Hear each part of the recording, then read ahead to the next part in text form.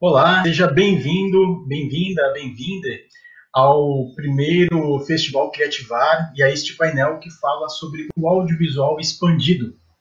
Eu vou fazer uma breve apresentação sobre o contexto, do que é o audiovisual expandido e, na sequência, nós vamos apresentar todos os nossos convidados. Sou Eduardo Ritt, sou cineasta, jornalista e VJ também, trabalho com cinema expandido desde 2003 e hoje a gente fala de um tema muito importante para mim, muito tocante também, aqui para a região de Santos. E o que é o audiovisual expandido?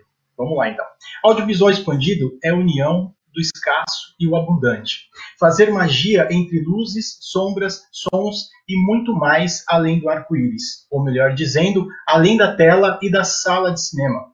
É um fazer do mundo uma tela viva, sem formas ou em múltiplas formas.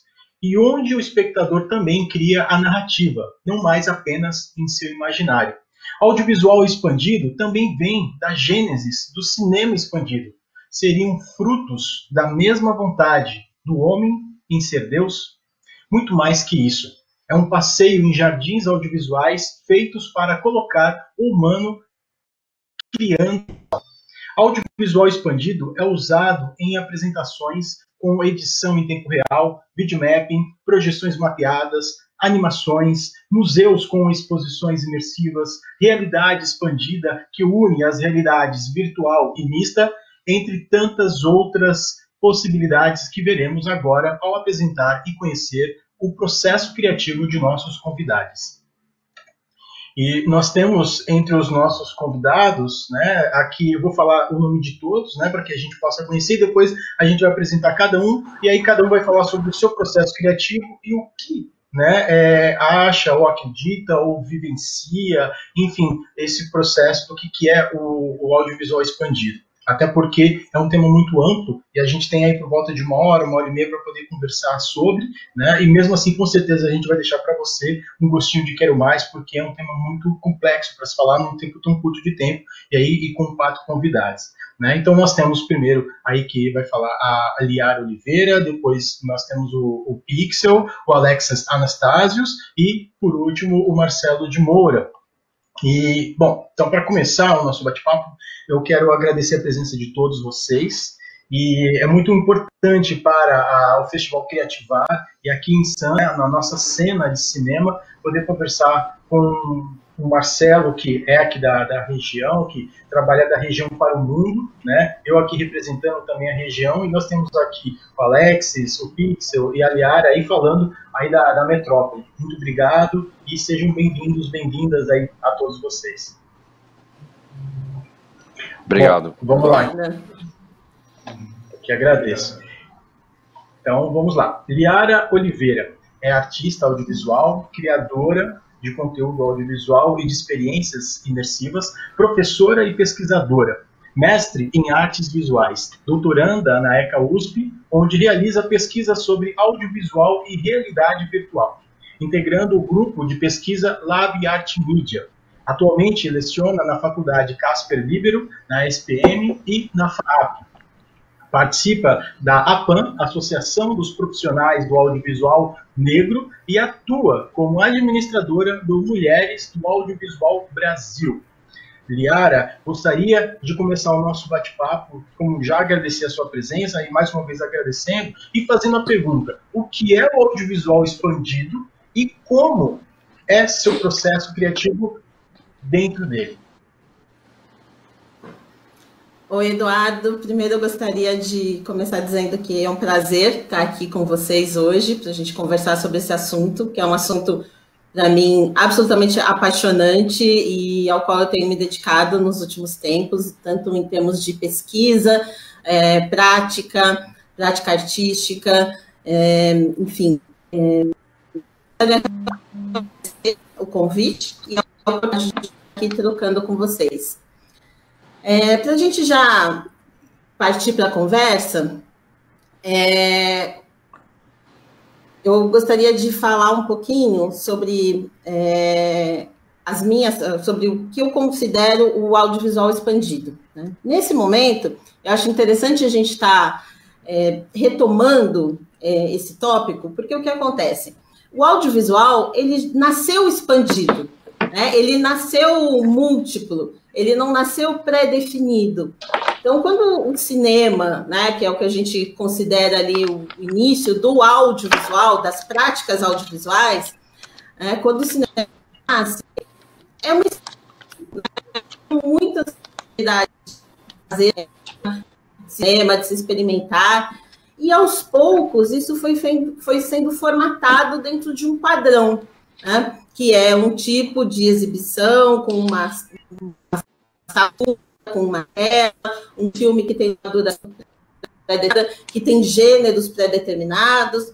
Quando surgiu a televisão, esses padrões um pouco foram herdados pela televisão e, ao mesmo tempo, a televisão agregou, né, novas possibilidades com relação à linguagem.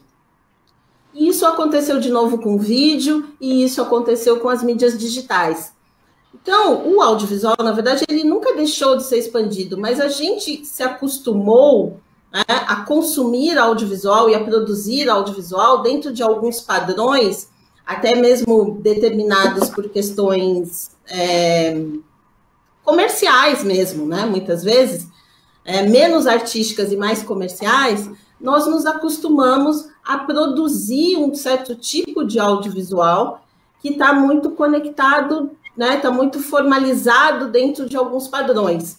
Então, a gente sabia como que era cinema, depois aprendemos a fazer, né, criamos como fazer e como trabalhar com a televisão, e o vídeo e as mídias digitais.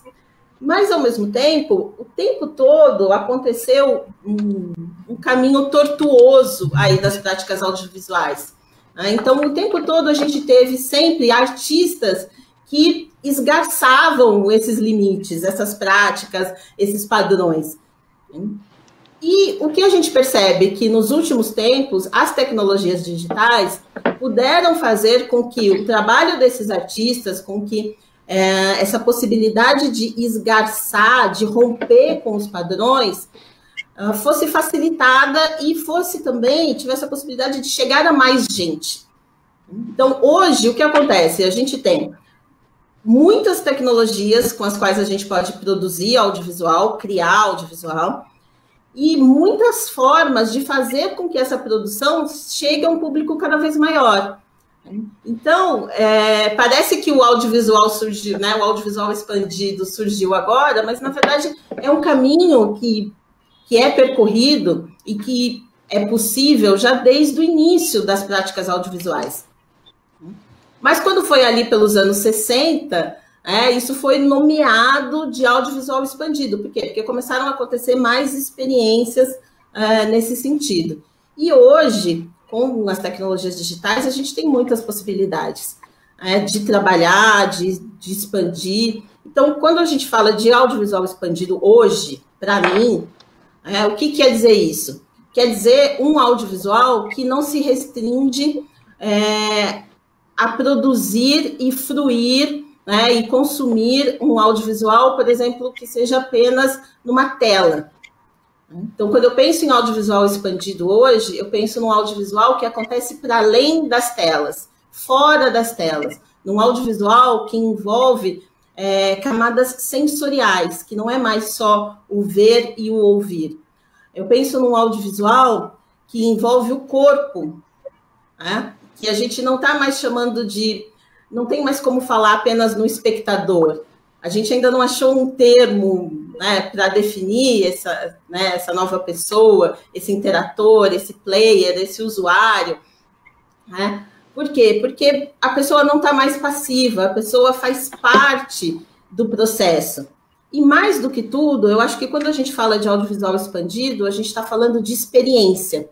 A gente está falando de não mais apenas assistir um conteúdo audiovisual, mas a gente está falando de experimentar um conteúdo audiovisual. Eu acho que isso faz toda a diferença. Eu acho que todos que estão aqui hoje, né, que vão falar de seus trabalhos, com certeza vão esbarrar nessa questão, né, que a gente, cada vez mais, a gente experimenta os conteúdos. Né? Aqueles conteúdos, eles conduzem a gente por sensações, não apenas por uma relação de assistir a um conteúdo que está na minha tela. Então, o envolvimento também é muito maior. Então, no meu entendimento, hoje, audiovisual expandido é isso. É pensar um audiovisual múltiplo, um audiovisual que se desdobra em várias camadas e se desdobra de várias formas. Acho que é um pouco por aí. E você me perguntou também sobre a minha prática criativa, eu já respondo já ou a gente deixa... Isso, eu tinha esquecido de falar um pouco no começo também, nós temos mais ou menos para cada resposta, por volta, inicialmente, né, dos 5 minutos, você tem mais um minutinho, então, para falar do processo criativo, e depois no nosso bate-papo na sequência, depois das apresentações, você vai poder falar mais também, mas aproveita aí seu minuto também. Então, eu acho que a minha prática dentro do audiovisual é sempre uma prática do coletivo. Eu acho que a gente faz audiovisual coletivamente, eu acredito muito nisso. E quando a gente fala de audiovisual expandido, eu acredito ainda mais, porque eu acredito também que a gente tem que trabalhar com equipes múltiplas, né? Com profissionais, artistas, criadores, que sejam multidisciplinares. Porque para a gente construir experiências audiovisuais, a gente precisa agregar diferentes tipos de conhecimento. Então, é essencial que a gente, dentro de uma possibilidade de construir obras de audiovisual expandido, que a gente faça isso com equipes multidisciplinares, né? Criando diferentes formas, cabeças criativas agreguem sempre novas perspectivas, porque eu acho que é isso que a gente está criando quando a gente fala de um audiovisual expandido hoje. A gente está abrindo novas perspectivas para o audiovisual. E é nesse contexto que eu sempre tento fazer trabalhos que sejam múltiplos, que agreguem equipes diversas. E aí eu acho que as coisas fluem um pouco melhor. E, enfim, depois a gente pode falar mais detalhes desses processos, mas eu acho que o mais importante que eu queria falar sobre a minha prática criativa é essa, assim, é isso, a importância de trabalhar em equipe e de cada vez mais buscar equipes múltiplas.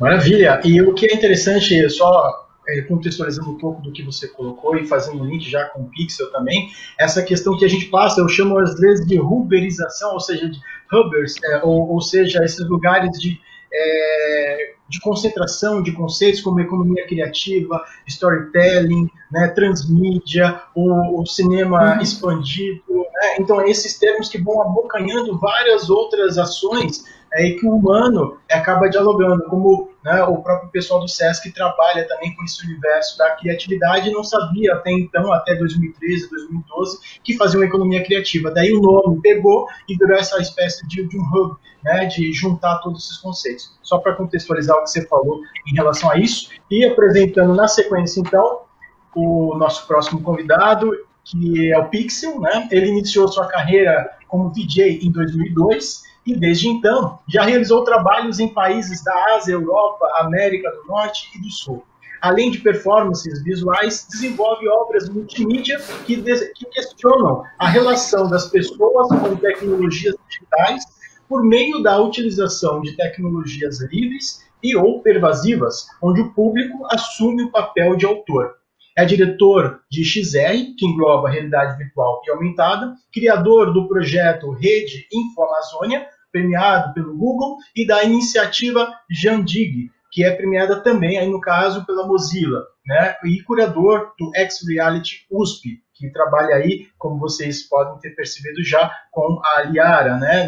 Enfim, nesse processo todo de trabalhar a realidade estendida. Então, com você agora, Pixel, eu gostaria de saber o que é o audiovisual expandido para você e como que é o seu processo criativo dentro deste universo. Eduardo, muito obrigado. Dando uma resposta direta, eu não acho que... Uma das coisas que eu gosto de trabalhar com Liara é que ela sempre traz muita coisa nova para mim. A gente já deu curso juntos, inclusive, mais de uma vez, e eu, sinceramente, prefiro não gastar meu tempo dando de novo uma resposta que ela já deu, porque eu concordo 100% com o que ela apresentou, sabe? Ela deu uma resposta científica muito bem embasada para isso. Então, eu vou falar um pouquinho do meu processo criativo, e para explicar o meu processo criativo atual, eu acho que é bacana eu explicar vários modelos. Eu trabalho num espectro muito grande dentro do audiovisual criativo, com vídeo 360 e realidade aumentada, por exemplo, que estão em extremos opostos. Então, eu queria falar um pouquinho de algumas áreas que eu já trabalhei, um pouco de como foi minha história dentro do audiovisual expandido, e aí eu falo do meu processo atualmente. Bom, eu queria pedir para quem estiver cuidando dos slides, eu vou fazer umas referências agora.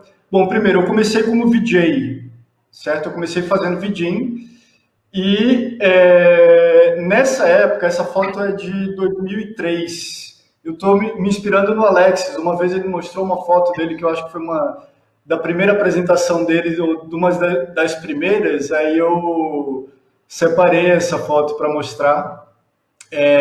Na época, como dá para perceber, estava tocando com videocassete, usando TVzinha, computador, então era um esquema bem old school. E nessa época, o que eu fazia era desenvolver um trabalho e apresentar esse trabalho para os outros. Então, eu não trabalhava com interatividade. Numa etapa seguinte, eu comecei a trabalhar com interação em baixa escala. Eu comecei a criar instalações interativas. Um exemplo delas é a Videopong, que eu sou apaixonado por jogos, por games, e a Videopong é uma instalação onde você tem, assim como o jogo Pong, que é um jogo da década de 70 de videogame, você tem a mesma interface, só que eu trouxe essa interface para... Você tem a mesma dinâmica de jogo, a mesma jogabilidade, só que eu trouxe essa dinâmica de jogo para uma nova interface interativa, que foi movimentos, foi captação dos movimentos das pessoas e projeção nisso numa tela. Essa projeção daí é uma projeção melhor, mas eu cheguei a projetar esse jogo em telas com mais de 20 metros de largura, que cria uma dinâmica diferente para quem joga no tanto, você tendo uma interface diferente, quando você tendo uma tela maior, você se relaciona de maneira diferente com o jogo, você cria um público de espectadores para aquele jogo. Depois, não satisfeito com começar com esse caminho de interação, eu quis explorar mais e criei um trabalho chamado Narrative Navigation.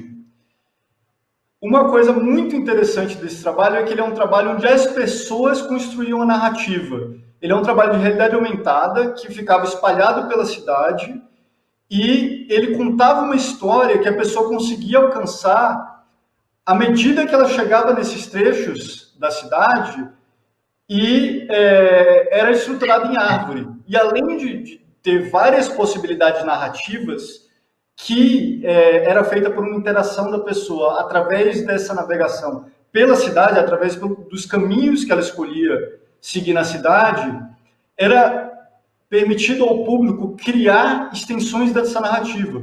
Então, cada um desses pontos que existiam permitia que o público criasse novas possibilidades narrativas e expandisse essa narrativa para novos pontos. Então, foi muito bacana esse processo de eu criar uma coisa e ver o público expandindo essa criação, ver que o trabalho ganha vida própria.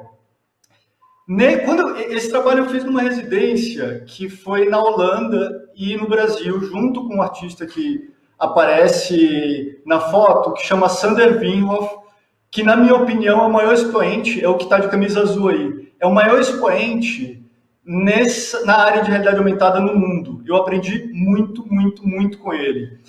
E foi a minha primeira residência artística. Uma coisa interessante que aconteceu é que um dos orientadores, no processo da residência, eu conversei com várias pessoas, com vários orientadores, e um deles me questionou: você é artista ou você é articulador? E ele recomendou que eu me posicionasse como uma coisa ou como outra, para decidir efetivamente que sou. E foi curioso, porque o que eu decidi fazer foi não seguir o conselho dele e considerar que uma coisa está diretamente ligada à outra. E isso, enfim, estava mais ou menos no Narrative Navigation, porque eu criei um trabalho artístico que permitiu para o público expandir esse trabalho, mas aí eu fui para a etapa seguinte, onde eu realizei trabalhos como incubadora, que na incubadora, através do convite de um diretor de teatro, a gente realizou um espetáculo onde o público conseguia direcionar a narrativa do espetáculo. Então a gente usava a projeção, como dá para ver aí, dá para ver uma projeção em cima, onde dá para ver o nome das pessoas do público, e outros elementos que eram controlados pelo público, além dos próprios atores serem controlados pelo público. E atualmente eu estou em outra etapa, queria pedir para mostrar o último trabalho que eu realizei, que é justamente esse da Rosa de Ouro, que a Liara estava envolvida também no processo como um todo, porque foi um trabalho que eu realizei como parte do Lab Arte Mídia, da USP. E nesse trabalho, eu orientei artistas a produzirem conteúdo, e esse conteúdo foi mostrado para milhares de pessoas. Essa foto daí é do Carnaval de São Paulo. Então, nessa etapa do trabalho, na etapa anterior, é uma etapa de ter muita gente direcionando uma narrativa. Nessa etapa é de muitos para muitos. É muita gente criando, muita gente assistindo, muita gente exibindo em contextos diferentes. Então, atualmente, meu processo narrativo é muito um processo de articulação. Meu processo criativo é um processo de articulação e de colaborar com outras pessoas em criação de trabalhos que definitivamente eu não conseguiria fazer sozinho. Legal. Esse último projeto eu acompanhei, no dia assisti, fiquei até para assistir enfim, como que seria esse diálogo, né, com o personagem que foi criado, a questão do storytelling, bem interessante. E acho que foi uma coisa inovadora, né, no carnaval. Acho que no próximo carnaval, não sei se com a questão da pandemia, pode ser que venha mais. Mas, enfim, a gente pode falar mais para frente. É um case bem interessante, né, porque trabalha com um lúdico maior ainda que a questão do carnaval. Mas, vamos lá. Ao nosso próximo convidado, que é o Alexis Anastasios, né? O Alexis, ele começou sua carreira como pioneiro VJ de festas na cena underground, no final da década de 90. Com a explosão da música eletrônica no começo dos anos 2000, a estética das projeções acabou sendo procurada para as festas e eventos corporativos, e Alexis abriu o estúdio Visual Farm em 2003. O estúdio reuniu uma equipe multidisciplinar que possibilitou o desenvolvimento de projeções mapeadas e dos full domes no Brasil. Em 2010, Alexis inicia o projeto Vídeo Guerrilha, um festival de mega projeções que ganhou prêmios e teve 6 edições dentro e fora do Brasil. Desde então, Alexis e a Visual Farm fizeram projeções em todos os principais marcos arquitetônicos no Brasil e em mais de 10 países, ganhando diversos prêmios internacionais de qualidade estética, técnica e de resultados de marketing.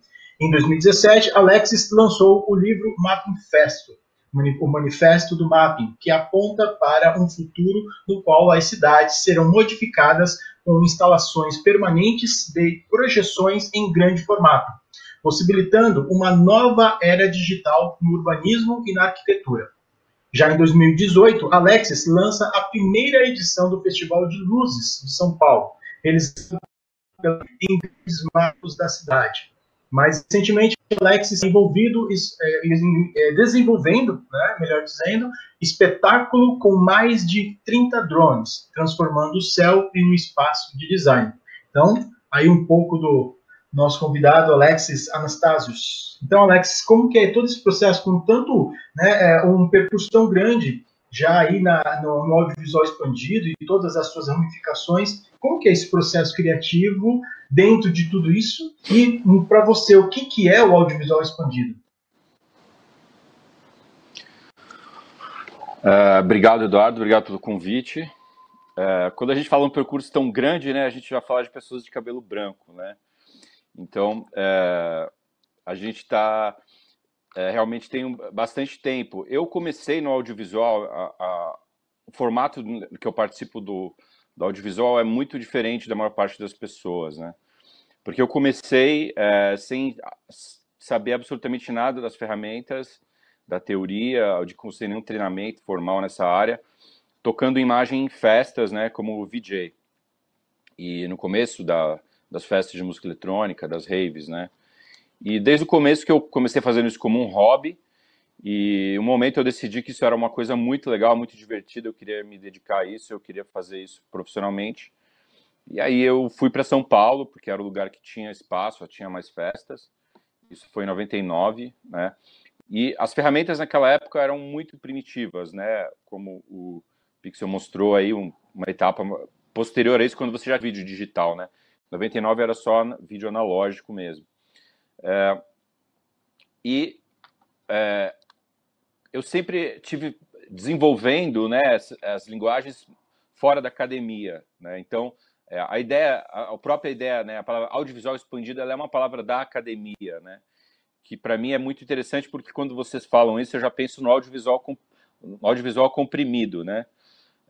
E para mim o audiovisual comprimido, ele é o audiovisual que acontece dentro de um quadrado, dentro de uma tela, né? Uma tela de celular, uma tela de TV antigamente, uma tela de cinema, que apesar de tentar fazer uma tela maior, ela continua sendo uma tela comprimida pela tela, né? E o trabalho que a gente tenta fazer é ir além da tela e além do quadrado, né?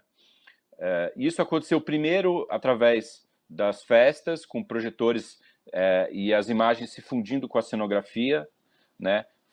Saindo da tela.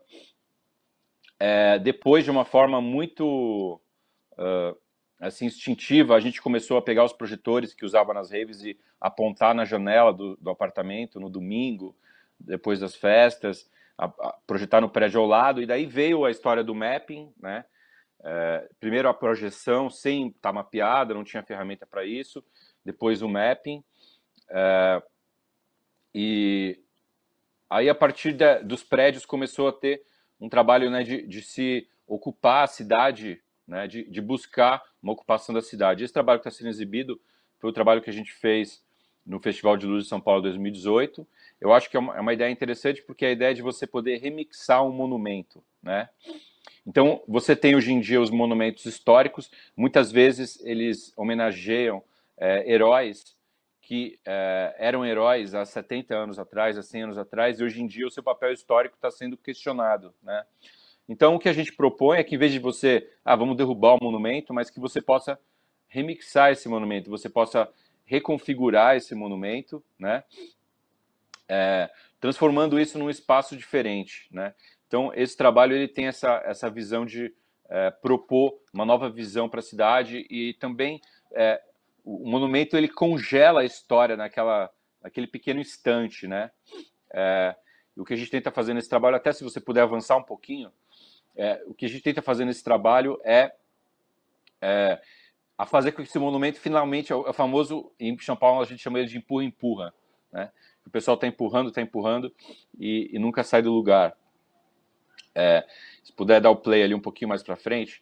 Então, esse trabalho ele tenta propor uma nova ideia para o monumento e uma nova ideia também para o Brasil, né? Um momento que você possa fazer com que realmente a gente saia dessa homenagem do barco atolado, né? Então a gente está homenageando o heroísmo do barco atolado, né? A ideia é que a gente possa, em vez de homenagear o barco atolado, é uma metáfora perfeita, né? Para o Brasil é o barco atolado. É que a gente possa assumir o barco enquanto a sua verdadeira função, né? Assumir o barco enquanto algo que possa navegar no rio, que você siga o rio da história, né? Que você possa criar esse caminho em que a vida é mais fácil, né? Em que as coisas avançam e a gente não fica parado dentro de um momento histórico, né? Porque essa estátua é interessante porque ela mostra um monte de gente e tal, mas só tem 13 caras aí, mas só tem 3 caras empurrando, né? Então, a ideia do audiovisual expandido, né, como vocês gostam de chamar, é você fugir da ideia da tela e você transformar esse audiovisual numa experiência, né? Acho que a Yara falou isso muito bem.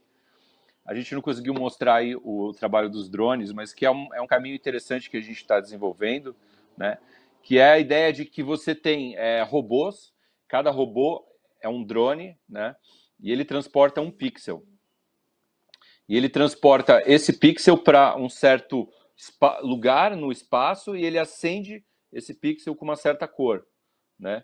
Então, ele já é um trabalho assim, que a gente está começando agora a desenvolver essa linguagem, né? E agora a gente vai fazer o Festival de Luzes de novo em São Paulo em outubro e a gente vai trazer novamente essa linguagem com performance, né? Então, a gente está desenvolvendo aí novos caminhos de como trabalhar com pixels, né? A gente tem até o nosso herói aqui, que é o pixel. Esse aqui seria um trabalho em que cada robô é um pixel, né? Vou terminar que já passou meu tempo. Legal, maravilha, bacana. Bom, então, muito interessante todo esse processo. Com certeza é pouco tempo para você falar de todo, né, a questão, como você colocou, do audiovisual expandido, que vem também do cinema expandido, lá dos anos 60, 70, que aí vem antes, né, dessa coisa do acadêmico, e depois o acadêmico acaba, né, colocando essa questão do audiovisual expandido. O nosso próximo convidado é o Marcelo de Moura, né? Ele representa aqui também, como eu falei lá no início, quem está aqui em Santos trabalhando, no caso ele trabalha daqui para o mundo, né? Então ele é diretor criativo da Lightstar Studios, supervisionando os departamentos de história e animação. Com mais de 26 anos de experiência na indústria de animação, trabalhou como artista de storyboard, designer de personagens e diretor de animação para alguns dos maiores estúdios do segmento, incluindo os estúdios Disney, Blue Sky Studios, Warner Brothers, Don Bluth Studios, entre outros. Tem extenso conhecimento no processo de filmes de animação, televisão e comercial. Trabalhou em filmes como O Gigante de Ferro, da Warner Bros. Studios, Pequena Sereia 2 e Mulan, ambos da Walt Disney Pictures. Como coproprietário da Lightstar Studios, Marcelo produziu Asterix e os Vikings, Chico e Rita e O Segredo de Kells, sendo os dois últimos indicados ao Oscar. Produziu também as séries de televisão Super Fofos e Escola para Cachorro. Ele co-dirigiu Uma História de Amor e Fúria, vencedor do prêmio Annecy, que é o Oscar da animação, né, um dos maiores prêmios, se não, com certeza, o maior prêmio da animação mundial. Produziu 4 temporadas de SOS Fada Manu, série animada de autoria de sua sócia, uma parceria da Lightstar Studios com a Boutique Films, transmitida pelo canal Gloob e indicada para o Emmy Awards de 2017. Atualmente está trabalhando como produtor executivo da Lightstar no projeto da série animada Turma da Mônica Jovem, transmitida pelo Cartoon Network. Marcelo, então, como todos, né, bem-vindo também. E queria saber de você, essa questão toda que a gente está falando do audiovisual expandido, como que você vê na sua área da animação, da tua experiência de trabalhar com audiovisual, de criar mundos, como a gente viu, o Pixel tanto falou também sobre essa questão, a Liara, e agora a última fala foi a do próprio Alexis, né, falando até dessa questão de colocar uma animação com drones num ambiente maior, assim, num vazio, né, do céu, e dar esse movimento, enfim, trabalhar com os robôs e tudo mais. Como que a animação dialoga com tudo isso? E qual é o seu processo criativo dentro da animação, de todo esse currículo que eu te apresentei?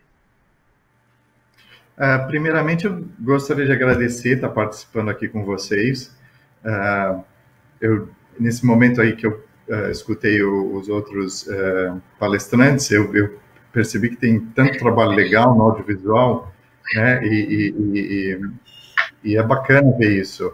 E quando você pensa nesse consumo do audiovisual, em animação, e pensando assim, desde quando a Lightstar começou até hoje, você percebe uma trajetória de consumo de aumento que nós estamos vivendo, que é muito alto, né? Ocorreu um boom no entretenimento audiovisual por volta de 2006, 2007, e até agora isso não baixou, sabe? Ele está constantemente subindo. Quando você olha a animação do passado, você olha para os anos 30, onde a animação realmente teve um crescimento, foi a primeira grande expansão da animação, o consumo que existia pela animação era muito grande. Então, a produção, concentrando principalmente nos Estados Unidos, né, era enorme. Né? Então, o audiovisual lá, naquele momento, ele cresceu demais. Expandiu, assim, na contratação das pessoas, a necessidade de novos artistas, de treinar mais gente. E você vê isso até os anos 50, né? Muito forte nos Estados Unidos. Aí você teve uma época da animação, que foi nos anos 60, 70, que estava extremamente abaixo desses anos 30. E aí você teve o começo de uma expansão nos anos 80, no meio dos anos 80, que foi a renascença da animação, né? Essa renascença da animação no começo dos anos 80 foi a época que eu comecei em animação. E era muito... era uma época muito difícil de começar. Hoje em dia é muito fácil você começar em animação. Se você treina, você consegue entrar para o mercado de trabalho muito mais fácil do que na minha época, que era o final dos anos 80. E quando a gente chegou nos anos 90, os Estados Unidos começou a expandir tanto a animação que eles começaram a recrutar artistas do mundo inteiro. Né? Eu e minha sócia, a gente fez parte disso. Nos anos 90, nós vivemos lá nos Estados Unidos e era um mercado muito grande.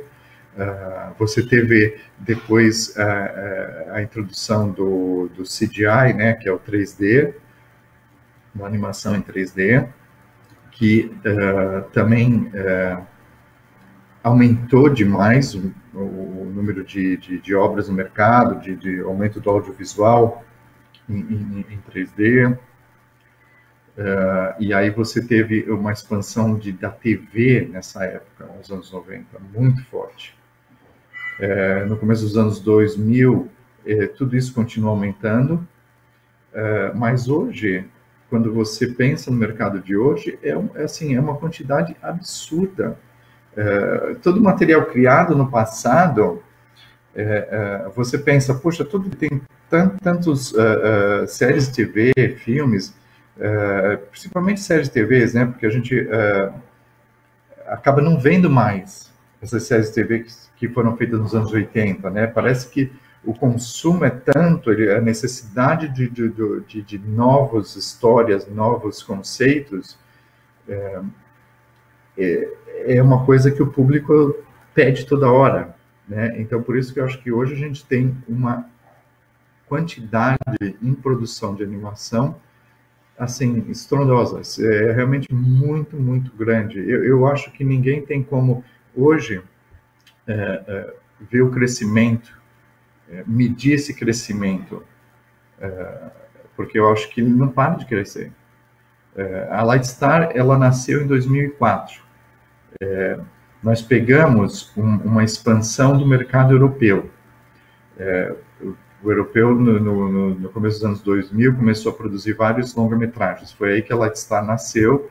Vários projetos europeus vieram para cá. E, mais ou menos em 2007, começou a viabilização de séries de TV pelo incentivo do audiovisual no Brasil. E a Lightstar logo começou a fazer parte disso, os outros estúdios também. E aí a expansão foi grande, né? Nesse momento de 2004 até 2010, houve uma necessidade de treinamento muito grande para a gente preparar artistas para trabalhar no mercado de trabalho. E foi uma época que a gente só sofreu com a crise de 2008. A Europa sentiu muito, então o mercado europeu que a gente trabalhava direto, ele deu uma parada. Aqui no Brasil a gente só foi sentir no mercado interno em 2010, foi um ano assim, muito ruim, mas assim, o trabalho e a maneira que a gente foi indo de um projeto para o outro e fazendo às vezes 3 projetos ao mesmo tempo, 2 séries e trabalhando no longa-metragem, depois trabalhando 3 séries ao mesmo tempo. Então, a gente logo percebeu que esse mercado veio para ficar, né? E as novas plataformas, elas precisam de conteúdo a todo momento. A animação demora muito tempo para ser feita. Se você perceber, a animação uma série demora de 1 ano e meio a 2 anos. Uma longa-metragem demora de 3 anos a 4 anos. Então, você precisa de ter equipes e estúdios constantemente produzindo. Então, é muito bacana você ver todo esse material, né? A escolha, a maneira que as plataformas... você não depende assim, de um canal de TV para assistir o que você quer, né? Você escolhe o que você quer assistir, você vê quantas vezes você quer. Você vê as crianças pequenas assistindo e revendo as coisas. E o mais legal disso tudo, só para incluir, é a forma de criação. Você se com conteúdo. E isso é uma delícia de se fazer. Maravilha. Marcelo, interessante todo esse processo, né, que você colocou sobre a questão da animação e o tempo que ela leva agora, né, no finalzinho da sua fala, você comenta sobre isso, e o processo grande, né, então até eu gostaria agora de estender para o pessoal e saber quem, aí fica à vontade quem quiser, enfim, fazer a resposta, né, a partir dessa questão.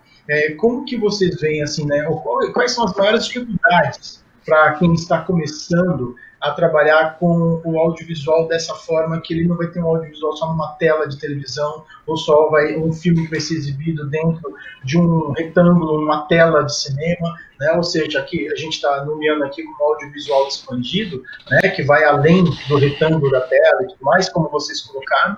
Então, qual é a dificuldade desse início? Aí fica, né, livre aí a resposta aqui, quem quiser responder primeiro. Alguém se habilita? Olha, eu acho o seguinte,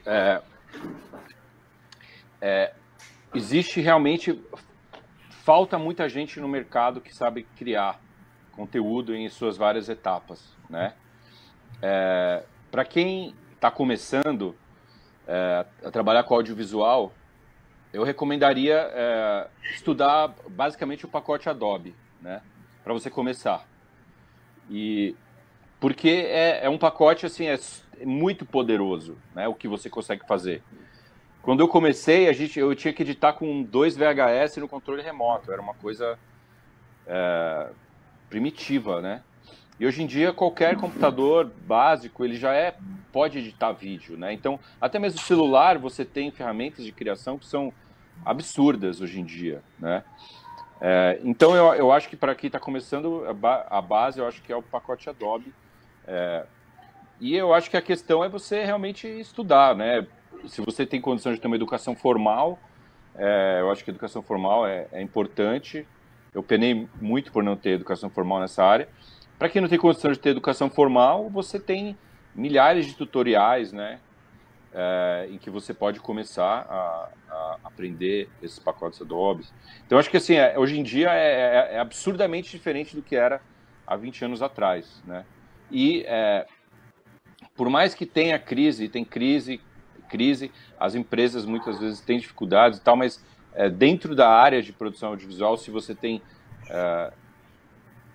profissionais, né, os profissionais, eles sempre têm, né, como o Marcelo colocou aí, a fala dele foi muito permeada por essa coisa de a dificuldade de você ter os profissionais, né, você ter o projeto e não ter os profissionais.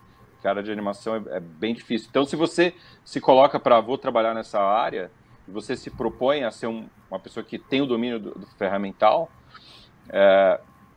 eu acho que você não vai ter problema de achar trabalho. Eu queria complementar a resposta do Alexis, recomendando o aprender fazendo. Essa etapa de estudo que ele trouxe é essencial.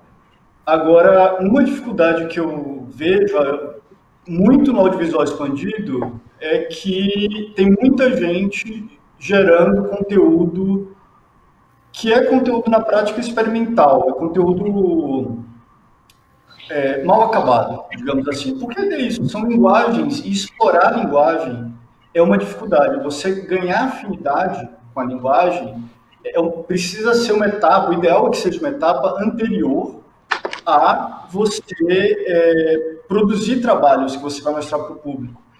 Então, a minha recomendação, não que eu acho que, enfim, você deve não mostrar o que faz, mas olha para alguma coisa que você quer fazer, se você quer fazer realidade aumentada, ou quer ser VJ, ou quer fazer projeção mapeada, começa fazendo em casa. E isso vai, inclusive, a gente tem um universo muito grande de materiais para se estudar hoje em dia. É difícil escolher, tanto dentro do fluxo todo, o que estudar, quanto entre esses materiais que estão competindo, qual que é o melhor. Então, se sua meta é produzir alguma coisa, você procura um material para aquela etapa de produção. Se aquele material não foi bom o suficiente, você procura outro material naquela etapa de produção. Mas o processo de produzir vai te guiar no processo de estudar. Legal. Liara, quer complementar com alguma informação também do Lab Art Media? Eu gostaria de complementar o seguinte, acho que as colocações do Pixel e do Alexis foram super pertinentes e realmente conversam com o que o Marcelo estava falando, né, dessa dificuldade de você encontrar profissionais e formar equipes. E o que eu acho importante é que quando a gente se propõe a trabalhar numa área, é preciso ter formação. Essa formação, ela pode ser acadêmica, ela pode ser técnica, ela pode ser autodidata, né? Mas a gente tem que buscar essa formação. Então, eu acho que, assim, você quer trabalhar nessa área, tem que ter conhecimento técnico, tecnológico, tem que entender das ferramentas, tem que conhecer as ferramentas. E uma outra questão muito importante você tem que consumir, você tem que assistir, você tem que ter repertório. Não dá para você criar sem ter repertório, senão você vai ficar inventando a roda sempre, né? Você acha que está tendo ideias mirabolantes e tem gente que está criando aquilo, né, há um tempo, aquilo já foi feito, já foi repensado. Então, eu acho que é muito importante ter a formação, conhecer e formar repertório, ter conhecimento, assistir, né, consumir audiovisual tradicional e audiovisual expandido. Eu vejo muitas vezes as pessoas assim, eu quero fazer videomapping, mas tipo, a pessoa viu 2 vezes videomapping na vida, ficou impressionada, né, e quer fazer também. Então, tem que ir atrás.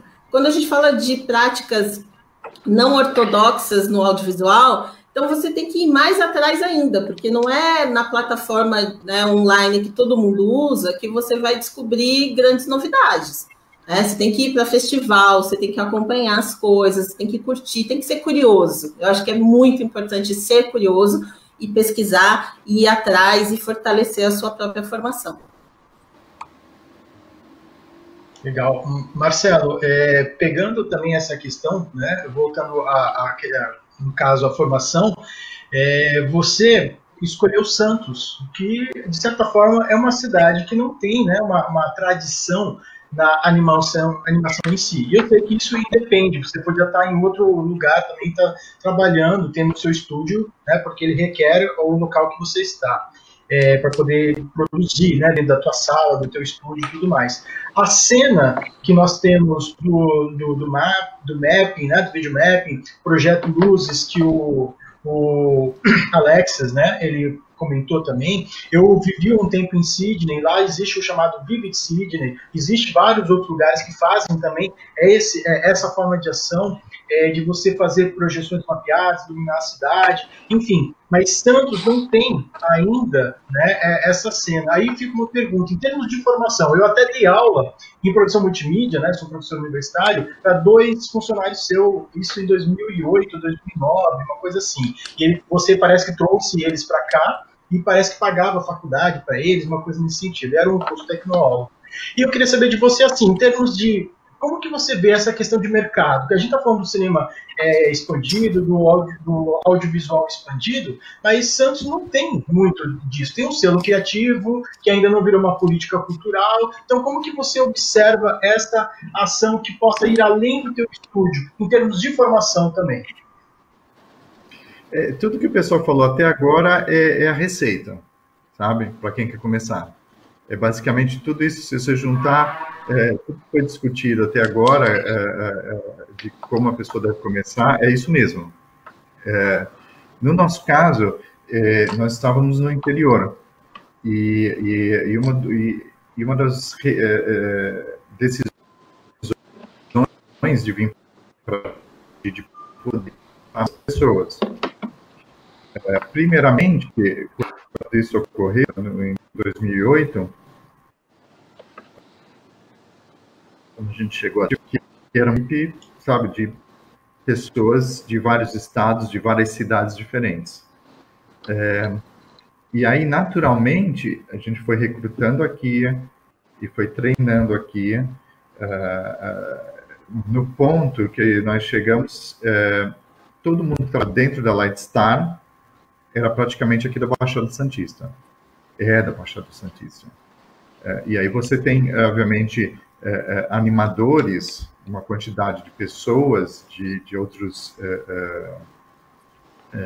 tipos de artistas, que trabalham de várias outras cidades, de vários outros estados. Já chega até ter pessoas que trabalhavam fora do país. Teve um projeto que a gente trabalhou em 2013, que a gente tinha animadores que trabalhavam na Irlanda, São Francisco, Canadá.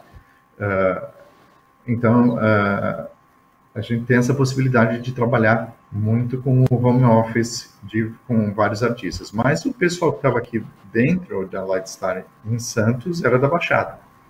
É um pessoal que veio de cursos de comunicação, cinema, arquitetura, e outros cursos artísticos. Então, é importante a parte acadêmica. É muito importante a parte acadêmica. Isso você já deslancha, você consegue deslanchar um pouco mais fácil. E aí, como falaram, é quando você tem a parte de tutoriais na internet, toda a parte que você pode fazer sozinho, é assim, enorme. Enorme. Então, o talento aqui na Machada, para a gente foi sensacional. Fluiu direitinho, todo mundo que veio ficou, né?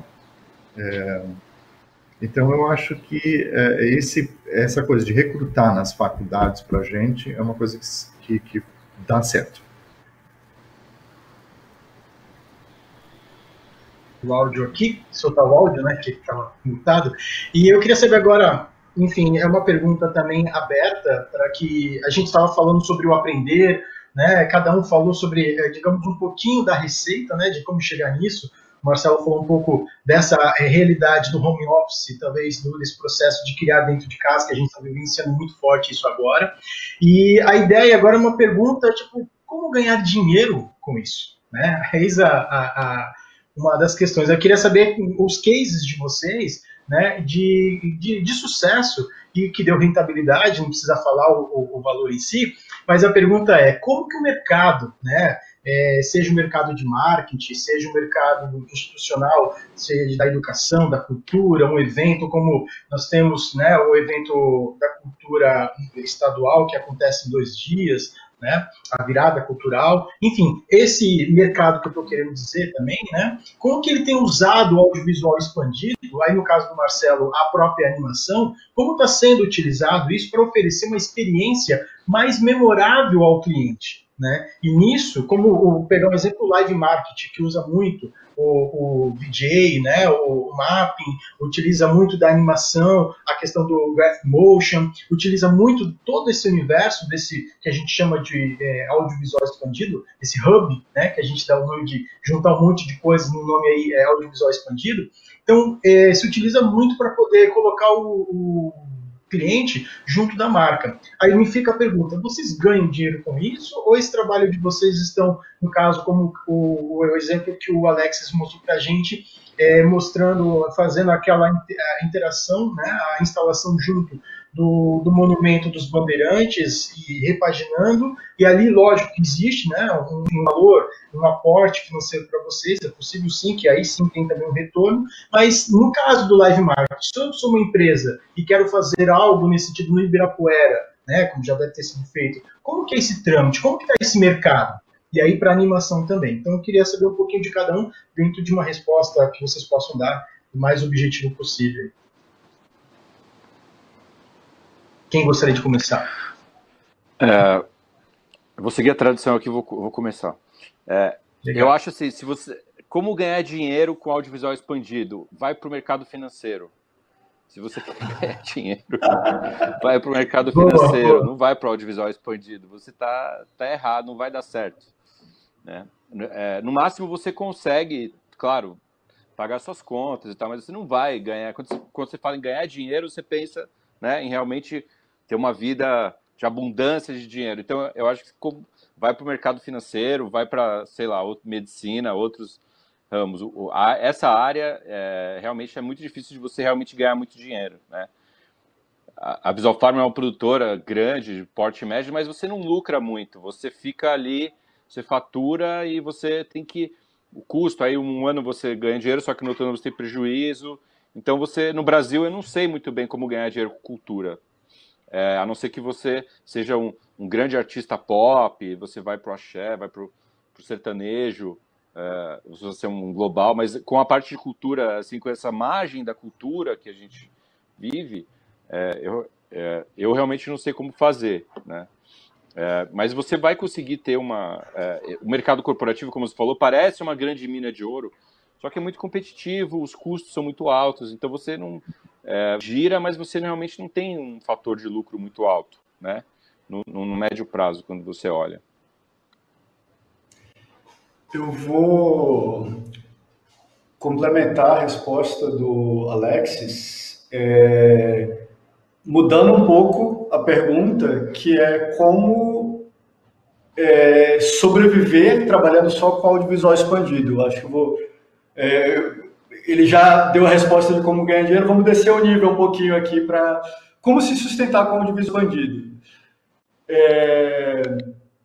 O modelo que eu sigo, que, enfim, eu não sei exatamente o modelo de outros artistas, outras empresas, é balancear entre editais e prestação de serviços. Quando eu falo prestação de serviços, eu estou falando por exemplo, ser convidado para um festival e receber um cachê X para poder apresentar nesse festival, ou, de fato, ser convidado por uma marca para poder desenvolver um trabalho artístico que esteja associado ao trabalho daquela marca.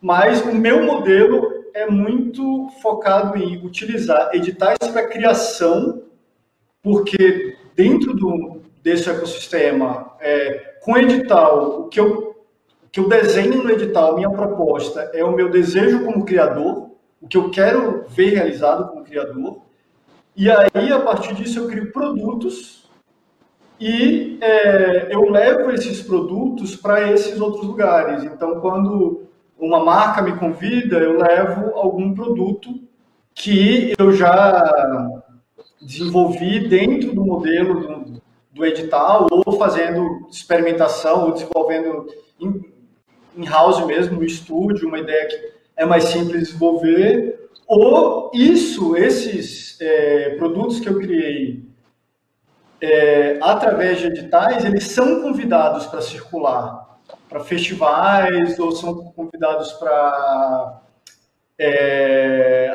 serem apresentados em instituições culturais, ou alguma instituição cultural, a partir daquele caso, fala, olha, isso foi muito legal que a gente fez, você consegue criar uma coisa nova para cá, então, a partir daquele modelo de produto cultural, eu consigo adaptar e levar isso para outra instituição. E essa criação de um produto que você rentabiliza, que você tem um esforço grande para desenvolver, mas aí você rentabiliza depois, me ajuda, pelo menos, a sobreviver com isso.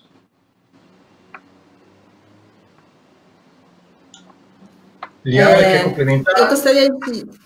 eu queria complementar nesse sentido, que é difícil viver de arte e de cultura no nosso país, infelizmente. Não é uma situação fácil, talvez estejamos passando por um momento ainda mais complexo, mas o que eu vejo que a maioria das pessoas, como se organiza, né, e como eu tento me organizar.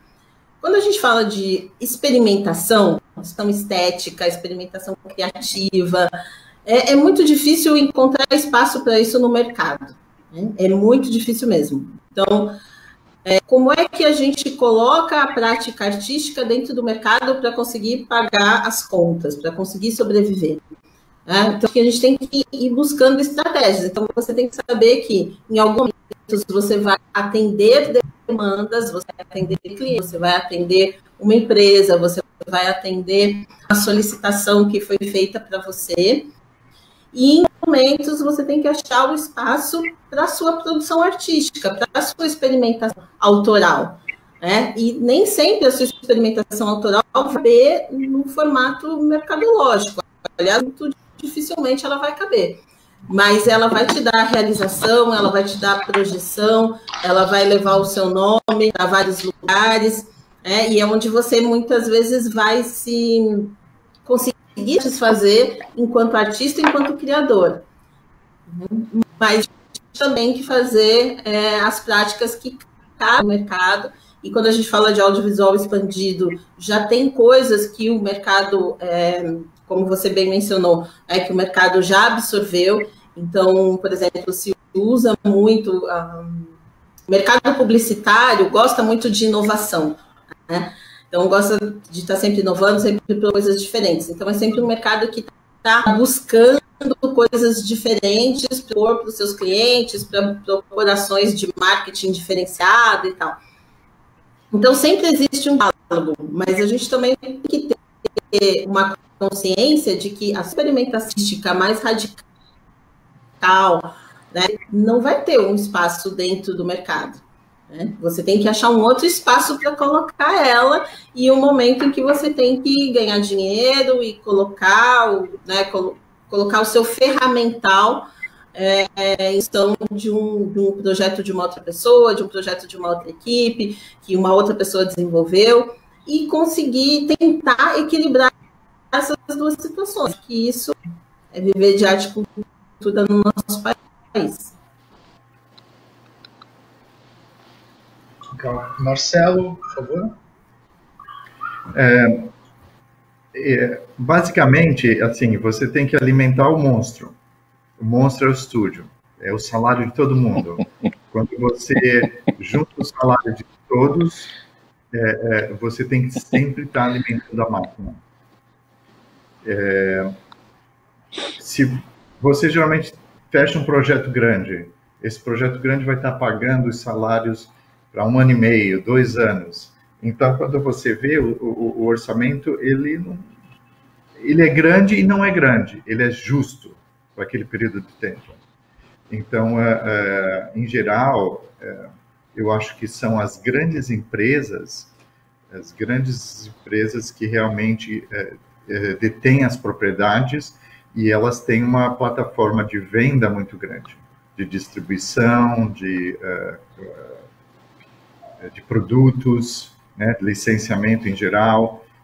São mesmo os grandes estúdios que realmente fazem muito dinheiro. Agora, em termos de produtora, é tudo muito enxuto, né? O processo é enxuto.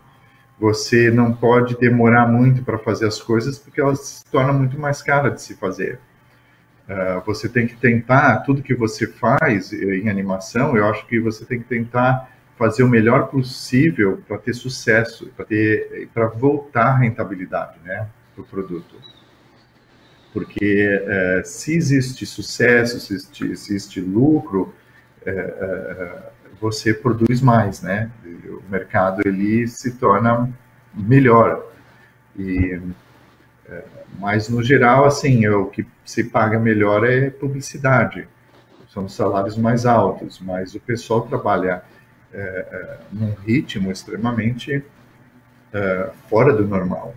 Até quanto tempo uma pessoa consegue trabalhar direto em publicidade? 10 anos, depois disso a pessoa queimou, né? A pessoa não aguenta mais. O entretenimento dá uma coisa mais longa para você, mas isso acontece na Europa, é a mesma coisa, assim, também é o mesmo processo, nos Estados Unidos também é o mesmo processo. Nos Estados Unidos, pelo menos, talvez tenha algumas estrelas do mercado que ganham bem mais do que as outras, mas é muito pouco, assim, no número de pessoas, são muito poucas pessoas.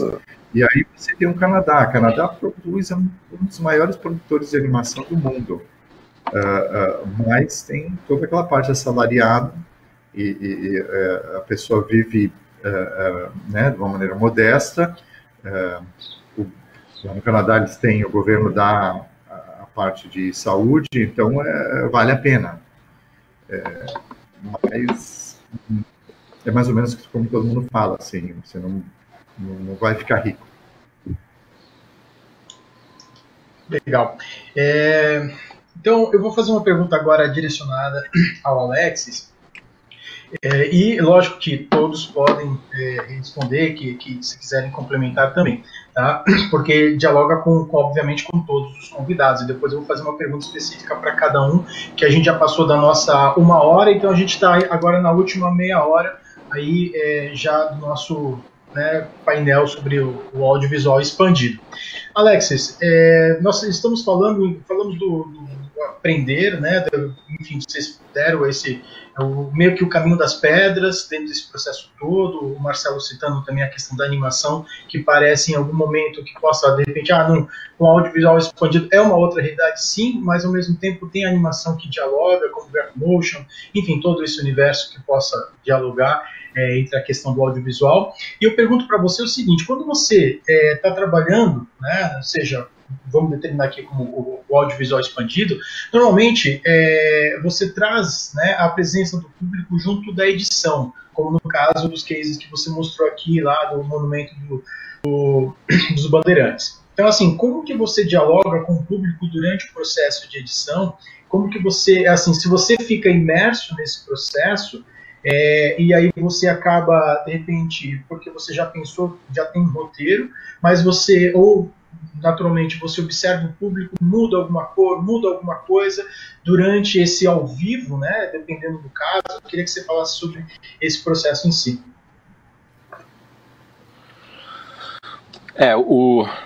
As intervenções, depende. Por exemplo, essa intervenção do Monumento das Bandeiras, ele é um conteúdo, né, feito em animação, que foi produzido ao longo de meses, em altíssima resolução, o mapping é super difícil de encaixar, e você tem media servers muito sofisticados que tocam esse conteúdo para vários projetores, né? Esse conteúdo são vários projetores que se juntam de uma forma bem complexa, né? Então não tem nada ao vivo acontecendo ali, né? Tudo como se fosse um filme numa sala de cinema, né? Mas, por exemplo, eu faço também intervenções, às vezes, com software de VJ, né? Eu fiz muito isso aqui nessa época da quarentena, intervenções políticas da janela da minha casa, em que é tudo ao vivo. Eu pego ligo o projetor nos prédios do lado, começo a beber, e tem umas ideias, aí eu escrevo uma frase, ponho uma foto, troca, tiro uma foto, refaz, vai criando essas cenas, né? Que é muito semelhante ao que o VJ trabalha na pista de dança, né? Então, tem esses vários tipos de caminhos e técnicas, né? Eu queria colocar que é importante, né, do meu livro Mapping Fest, ele está à venda na Amazon BR, mas ele também, você pode comprar o livro na Amazon BR, mas você pode baixar o PDF de graça no site da visualfarm.com.br, né? Então, ali conta um pouco a história de como que o mapping foi desenvolvido e fala um pouco desses exemplos de mappings que são ao vivo e outros que são pré-produzidos, né? Então, tem esses dois caminhos que você pode trabalhar, mas geralmente as produções mais complexas, você está trabalhando com conteúdos de playback. Você está dando na hora, você está dando um play e vai o que criou durante meses, né? Ok. Liara, queria fazer um complemento agora com vocês, com o que o Alex acabou de falar sobre esse processo, né? Eu sei que você trabalha com audiovisual imersivo, né? E falando da questão do audiovisual imersivo, como que está a participação das mulheres no audiovisual expandido hoje, a partir desse teu percurso, né? Dentro desse universo do audiovisual expandido? Bom, como a gente pode ver aqui no nosso painel, a prática do audiovisual expandido reflete um pouco a situação da nossa sociedade. Então, o que a gente tem é um espaço que é majoritariamente dominado por artistas, por atores, que são homens brancos. Isso se reflete isso é uma coisa que vem do mercado de trabalho brasileiro, falando aqui especificamente, e acaba se refletindo, talvez, de uma forma um pouquinho mais diversa no campo do audiovisual e um pouquinho mais diversa no campo do audiovisual expandido. Mas, ainda assim, a gente está falando de espaços onde, majoritariamente, né, os agentes criativos são homens brancos. Então, cada vez mais, a gente percebe que estão se abrindo espaços que foram conquistados meio que na marra, muitas vezes, para uma diversidade. E quando a gente fala de diversidade, eu não estou falando só de questões de gênero ou questões raciais. Estou falando de uma diversidade realmente que reflita o que é a sociedade brasileira. Então, assim, de uns tempos para cá, começou-se a entender de uma forma mercadológica, não só ideológica, não só social, não só de conscientização social, mas o mercado começou a entender que é extremamente importante trabalhar com equipes diversas para conseguir atingir um público cada vez mais diverso. Porque hoje, os diversos públicos que a gente tem dos conteúdos audiovisuais, esses públicos não se satisfazem mais em consumir um mesmo tipo de produto, em atingir um mesmo tipo de aspecto da produção audiovisual que seja comum a todo mundo. Então, cada vez mais a gente trabalha a segmentação, com público segmentado, e os players do mercado começaram a entender que, poxa, para que eu consiga conversar com esse público seleto, com esse público segmentado, eu tenho que ter criadores em todas as minhas instâncias que sejam capazes de produzir comunicação, de produzir sensibilidade artística, sensibilidade estética em diferentes esferas. Então, o que a gente percebe hoje, felizmente, é uma produção artística diversificada que está conseguindo ter mais espaço. Mas a gente ainda está brigando muito, se a gente for falar só em termos de gênero, então, em termos de questões da participação da mulher nessas áreas, ela ainda é restrita, a gente luta para ampliar isso, e a gente luta por outras questões, por questões de gênero, por questões raciais, por questões identitárias. Então, é importante que a gente entenda que, para que a gente possa ter cada vez mais produtos criativos diversos que conversem com diferentes públicos, eu preciso ter equipes criativas diversas. Senão isso não acontece. Senão acontece muitas vezes exatamente ao contrário. Né? Se você tem equipes que não são diversas, tentando criar um conteúdo que contemple a diversidade, né? O que a gente viu, por exemplo, há cerca de uns 4 anos atrás, eram, por exemplo, campanhas e projetos extremamente equivocados, que aí acontece ao contrário, né? Ao invés de você conseguir conversar com o público, aí você consegue aí que o público principal você queria conversar. Bacana. Agora fazer uma pergunta, linkando o que você falou sobre esse universo de conversar com o público, né, com quem conversar, eu vou linkar com o Pixel, né, fazendo aí uma varredura, já finalizando quase o nosso painel, né, depois tem o Marcelo, e aí depois abro para vocês falarem, enfim, os últimos, né, cases que vocês queiram citar, alguma coisa desse sentido. E, Pixel, você trabalha muito, né, com essa questão da relação das pessoas com as tecnologias, por meio da utilização de tecnologias livres, né, pervasivas, que colocam o espectador junto, né, da construção da narrativa.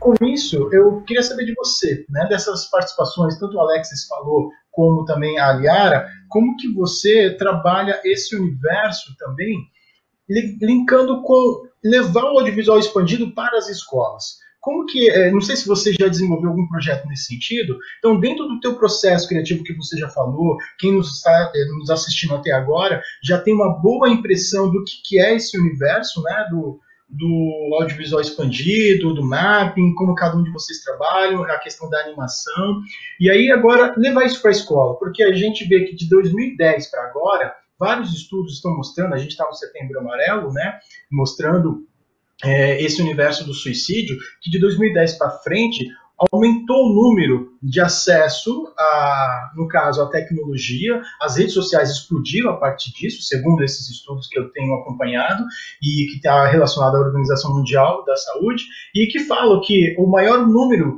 de suicídio está entre crianças e adolescentes, e principalmente muitos adolescentes, principalmente mulheres, que se cortam. Enfim, eu estou falando todo esse universo da tecnologia, como vocês trabalham muito, né? Nós aqui trabalhamos muito com tudo isso, como levar isso para as escolas e ajudar a transformar essa invasão gigantesca da alta tecnologia, das redes sociais, e como que o audiovisual expandido pode ajudar a escola a transformar isso, enfim, de alguma forma pontual que seja. Eu acho bacana a sua pergunta, porque no final, 2 anos atrás, a Jandig recebeu um prêmio que a gente, enfim, desenvolveu entre o ano passado e esse ano. A gente recebeu um prêmio para criar uma comunidade em torno da Jandig. E a escolha que a gente fez foi justamente trabalhar com instituições educacionais. No caso, a gente escolheu trabalhar com universidades. O que a gente fez foi direcionar a estrutura desse prêmio, primeiro, para um trabalho junto com o Festival Arte, com a UENG, que é a Unidade Estadual de Minas Gerais, onde a gente trouxe 2 turmas de alunos, que foram aproximadamente 60, 70 alunos e alunas a serem produtores de conteúdo, a produzirem conteúdo dentro da plataforma e isso virar uma exposição. Então, dentro desse processo todo, eu comecei o processo apresentando realidade aumentada, apresentando tecnologia, e uma coisa que eu gosto muito de falar é que a gente precisa ter uma visão muito crítica de tecnologia.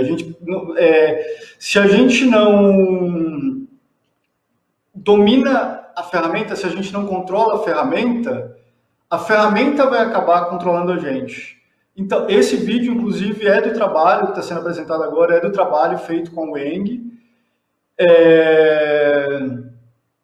E depois dele, a gente realizou um trabalho que é justamente o que eu apresentei, uma foto antes, foi um trabalho com a USP. E eu acredito que a melhor maneira que a gente tem de formar a comunidade, de educar as pessoas, é justamente trabalhando com as pessoas, enfim, com esse público mais jovem e mostrando para eles um universo diferente do que o universo que eles estão agora. Quando sei lá, eu fui ter um smartphone com 20 anos ou mais de 20 anos, então a minha relação com tecnologia é muito diferente da relação dessa galera que está na escola ou que está começando uma graduação agora. E eu acho bacana ter essa visão crítica e apresentar essas possibilidades. E eu vejo hoje em dia como uma maneira de fazer isso, e no trabalho da Wengix, isso ficou muito claro. Por exemplo, esse vídeo que está aparecendo agora, essa realidade aumentada que está aparecendo agora, ela pega a bandeira de Minas, né, a tríade da bandeira de Minas, e mostra outras causas que estão relacionadas à revolução social. Enfim, eu acredito que esse trabalho é a melhor maneira de fazer esse público pensar criticamente sobre tecnologia e se desenvolver como pessoas mais saudáveis. Muito bom. Seria até um assunto para a gente conversar com todos, porque com certeza todos têm muito a que contribuir nesse sentido, né? Mas, enfim, a gente está quase terminando. Eu queria, antes de passar a palavra para todos, ter uma última pergunta, no caso, para o Marcelo de Moura. Marcelo, como que você, e se vocês quiserem depois também incluir essa pergunta na fala de vocês, fiquem à vontade. Aquele que quer sempre a resposta da pergunta, porque é importante, como vai ficar documentado, né? Acredito que, de repente, pedagogos, pessoas que estão começando nesse universo da criação do audiovisual possam, de repente, aprender muito com a gente aqui, com o que vocês falaram. É muito importante ficar documentado. Mas o tempo urge, né? Então, assim, eu queria saber de você, Marcelo, como que o mercado, né, da animação está sendo repaginado durante a pandemia. Não é, digamos, adivinhar como que vai ser depois, porque a gente, né, nós não somos videntes aqui nesse sentido. Mas como que você está vendo esse processo? Você falou um pouquinho lá na tua fala inicial, mas gostaria que você desse um pouco mais de um parâmetro, né, desse mercado e que possa resvalar também no mercado do audiovisual expandido, que a gente viu que ainda, né, sempre tem ramificações, dificuldades aqui e ali, mas o da animação ele tem, digamos, um trajeto pelo menos mais clarificado, assim, para a gente observar em termos de estudos, produções, e o audiovisual expandido é mais ramificado, né, nesse sentido muito mais amplo, como a gente já discutiu. Como que você vê essa questão? No momento, aqui no mercado brasileiro, está todo mundo trabalhando de casa. O meu estúdio inteiro está em casa. A gente tem muito contato, como o audiovisual brasileiro tem sofrido esses últimos 2 anos, é um processo de retrocesso, a gente está obrigado a lidar muito com o mercado externo. Então, conversando com as outras empresas, nos Estados Unidos e Europa, e Canadá, está todo mundo trabalhando em casa. A gente escuta muito dessas empresas que provavelmente 50% ou mais da empresa deles vai continuar depois da pandemia trabalhando de home office. Eu fiquei, quando a gente entrou em quarentena, em março, as 2 primeiras semanas eu fiquei muito nervoso, porque a gente está produzindo a 2ª temporada da Turma da Mônica Jovem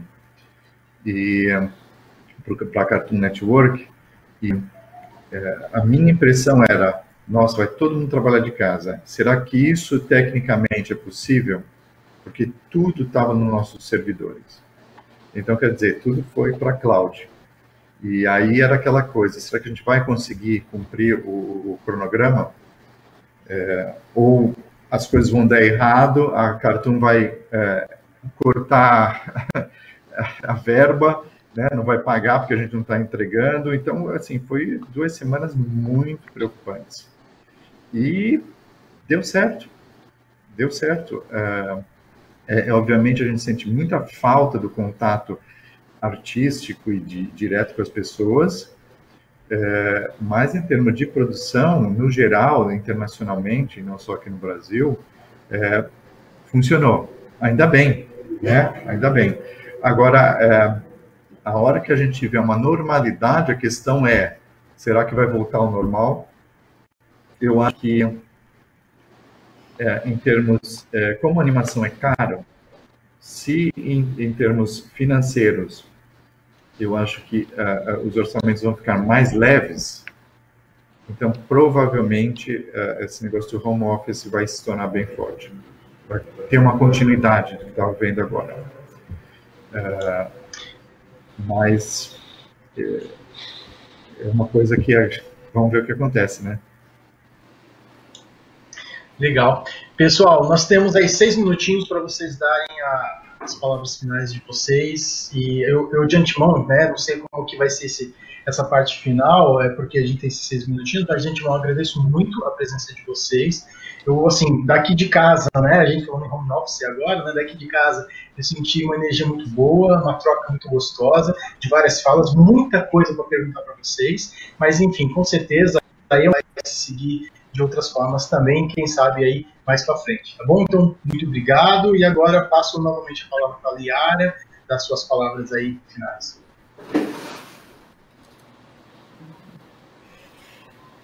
Agradeço, aprendi aqui nesse bate-papo, muito bacana, acho que é interessante e vou fazer, acho que a gente teve um pouco disso aqui nessa nossa conversa e eu vou focar essa minha última fala nesse aspecto de que para a gente trabalhar criativamente, para a gente conseguir expandir o audiovisual, expandir as práticas criativas, expandir o mercado de consumo audiovisual, de produção audiovisual, é preciso fincar o pé nessa diversidade. Né? Então, aqui nós estamos profissionais de diferentes áreas, que atuam de diferentes formas, conversando e tentando pensar e confabular sobre essas novas possibilidades do audiovisual. Então, não adianta querer pensar dentro da caixinha, né, querer pensar dentro dos mesmos padrões, dos mesmos formatos, com o mesmo tipo de equipe com o qual, né, as pessoas estavam acostumadas a trabalhar, dentro daquele mesmo fluxo de criação. A gente que trabalha, por exemplo, com audiovisual, aprendeu que a gente faz pré-produção, produção, pós-produção e depois exibição. Para mim, esse percurso não faz mais sentido nenhum, porque hoje em dia a gente faz tudo ao mesmo tempo. Né? Eu vivo brincando, falo que pós-produção é um termo que vai ter que deixar de existir, porque faz cada vez menos sentido, porque as coisas, a gente está pensando pós-produção na pré-produção, enfim, compreender que para pensar diferente, a gente precisa agir diferente. Então, se cercar de equipes multidisciplinares, se cercar de equipes diversas, estar aberto ao diálogo estético, ao diálogo artístico, e também estar predisposto ao risco, porque criar é sempre arriscar. Né? Você está querendo ir além, você está querendo fazer uma coisa diferente. Então, tem que entender que você tem que estar aberto ao risco. E quando você está aberto ao risco, você também está aberto ao erro. Então, tentar entender como trabalhar com erro, como transformar um erro em algo que vai ser propositivo, em algo que vai render e que vai trazer novas potencialidades. Tá, o Pixel. Bom, eu queria agradecer ao festival pelo convite, foi um pouco mais de uma hora muito prazerosa, aprendi bastante. Agradecer ao Eduardo como ele coordenou muito bem, como executou muito bem, eu acho que as perguntas foram muito bacanas, e agradecer aos colegas por essa... Eu consegui aprender bastante. Obrigado. Pixel foi agora, né? Alexis, na mesma sequência inicial, agora com você, Alex. Então, eu queria convidar todo mundo a participar do Festival de Luz de São Paulo, que vai começar agora em outubro, vai até novembro. Você pode participar presencialmente, vendo as obras que vão ser feitas ao ar livre, né? Com máscara, todo o distanciamento. Ou você pode participar também a partir do streaming, que todas as obras também vão ter streaming para que possam ser acompanhadas via streaming. né? Então, adiciona a gente, né, no Instagram, é luzes.sp, adicione a gente e acompanha as próximas etapas e participe do festival. E eu acho que vai ser uma grande mostra, né, de audiovisual expandido, com diversos artistas, diversos pontos da cidade, uma interação com a cidade, com a arquitetura. E aí eu acho que eu queria agradecer a participação, né, do convite do Eduardo, de todo mundo que está aqui, do aprendizado. E a gente se vê nas ruas e nos streamings. Maravilha, e ver os drones flutuando lá e dançando no céu de São Paulo também. Espero que em breve. Marcelo, você agora, nosso convidado a fazer, então, o último uso da palavra aí para dar o seu tchauzinho. 3 coisas, assim, bem rápidas. Primeiro, eu que gostaria de agradecer, foi um momento muito bacana, foi fantástico estar com vocês aqui, todos vocês. A informação, eu acho que o pessoal vai adorar. A segunda coisa, diversidade, que eu não comentei. Quando eu me apaixonei por animação, eu logo percebi que o mercado americano, na história dele, as mulheres nunca se tornaram animadoras. Elas faziam só um trabalho muito básico. Quando eu fui trabalhar no mercado internacional, era uma legião estrangeira, completamente diversidade. Quando eu abri meu estúdio em 2004, em 2006, a gente tinha, o pessoal comentava no mercado que na Lightstar só havia mulheres. Para falar a verdade, a Lightstar é recomendada e parte de produção. As mulheres sempre foram maiorias e a diversidade sempre ocorreu na empresa. Então, é uma coisa que isso sempre foi muito importante, veio naturalmente, eu acho que de quando eu era muito jovem, veio essa parte não ocorrer no mercado de trabalho. E a terceira coisa para deixar para vocês é que a gente só precisa tomar cuidado que o audiovisual brasileiro ele está tendo um retrocesso. Ele teve uma expansão muito grande de incentivos fiscais, de incentivos para o audiovisual, e agora a gente está despencando. Então, isso precisa mudar. Muito obrigado. Bom, pessoal, então é isso. Eu agradeço aí imensamente mais uma vez.